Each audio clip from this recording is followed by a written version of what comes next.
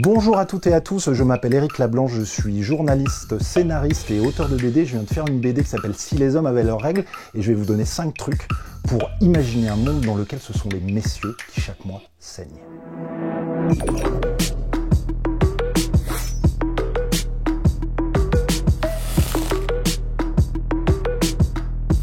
Je ne sais pas si vous connaissez la fable du loup et de l'agneau. À la fin, le loup dit à l'agneau avant de le manger, la raison du plus fort est toujours la meilleure. Si les hommes avaient leurs règles, ce serait vraisemblablement la même chose, c'est-à-dire que dans une société dominée par le principe masculin, il est vraisemblable qu'une manifestation, une menstruation masculine serait un objet de fierté et de virilité. Ce qui revient à dire qu'une des raisons pour lesquelles aujourd'hui les règles dans notre société sont tabous, ce n'est pas parce qu'elles sont des règles, c'est parce qu'elles sont féminines.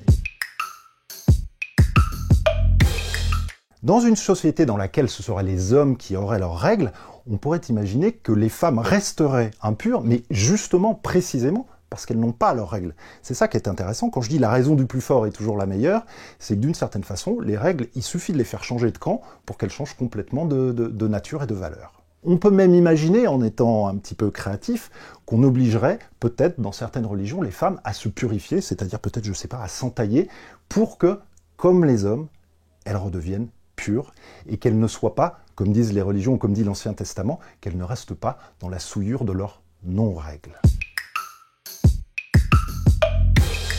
Dans une société où les hommes auraient leurs règles, on peut imaginer que les droits à la protection menstruelle et la gratuité des protections périodiques seraient garantis par la Constitution. On peut imaginer qu'on trouverait des distributeurs de protection périodique gratuite à peu près à tous les coins de rue. On peut imaginer que le congé menstruel serait passé dans le droit du travail depuis peut-être des dizaines d'années. Et on peut également imaginer que l'endométriose serait une grande cause nationale. Dans un monde où les hommes auraient leurs règles, on peut également imaginer que le découvreur de la pilule qui supprime les règles, cette pilule existe depuis très longtemps, serait une personnalité mondiale plus célèbre que le Christ et John Lennon réunis.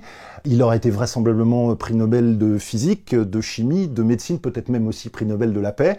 Il aurait peut-être même été canonisé par le pape. On peut imaginer qu'il y aurait plein d'hôpitaux, d'écoles, de gares à son nom, des avenues, des boulevards. Bref, ce personnage-là serait au centre d'un monde où ce sont les hommes qui ont leurs règles. Si on compare avec le monde dans lequel nous vivons réellement, la personne qui a inventé la pilule, personne ne la connaît.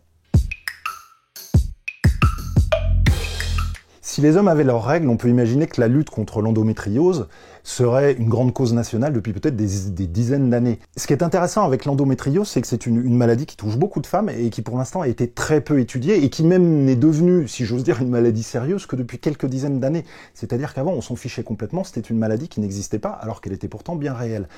Si on vivait dans un monde dans lequel ce sont les hommes qui ont leurs règles, il est évident que des centaines de chercheurs se seraient intéressés à ce problème-là depuis le milieu du 19e siècle, et il est même fort probable qu'aujourd'hui, dans un monde où ce sont les hommes qui ont leurs règles, on aurait déjà le remède.